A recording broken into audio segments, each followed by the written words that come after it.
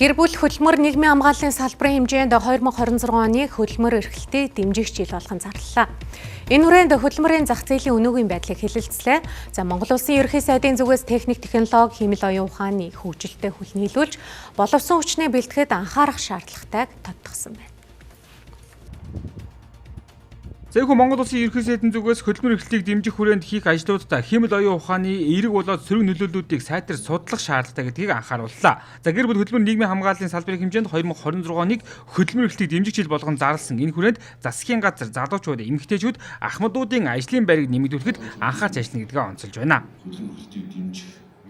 Хөдөлмөр эрхлэлтийг эхэндээ зөвхөн залуучуудын хөдөлмөр эрхлэлтэд онцгой анхаарч байсан бол өнөөдөр бүх насны хөдөлмөр эрхлэлтэд анхааралтай байх заашгүй шаардлага үүссэн гэж үзээд залуучуудын хөдөлмөр эрхлэлтийн биш нийтдээ хөдөлмөр эрхлэлтийн жил болгож зарласан. 2026 оны хөдөлмөр эрхлэлтийг дэмжих жил болгон зарласантай холбогдуулан Монгол Улсын засгийн газраас хөдөлмөр эрхлэлтийг нэмэгдүүлэхэд бодлого, үйл ажиллагааны уялдаа холбоог хангах, ажил олгогч, ажилтнанд ээлтэй эрх зүйн орчныг бүрдүүлэх, иргэдийн амжиргаанд бодит дахиж гарах тодорхой алхмуудыг авч хэрэгжүүлнэ.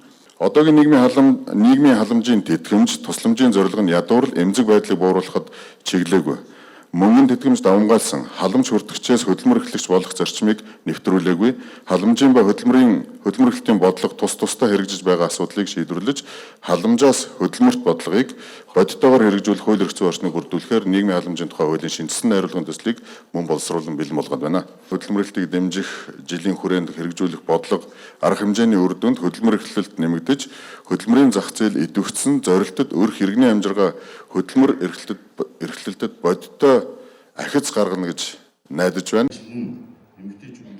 Зэвхүү хөдөлмөрийн зах зээлийн хурдтай өөрчлөлтөнд бэлэн байж хөдөлмөр эрхлэлтийн бодлогыг нотлохоонд суурилан шинжилж хамтын ажиллагааг бодит үр дүнд чиглүүлэх нь чухал байгааг талууд онцоллоо. За түүнчлэн энэхүү хэлэлцүүлгийн үеэр хөдөлмөр эрхлэлтийг дэмжих чиглэлээр үйл ажиллагаа явуулж байгаа аж ахуй нэгж байгууллагуудад жижиг зээл, санхүүгийн дэмжлэг үзүүлэх зэрэг асуудлууд яригдсан юм а.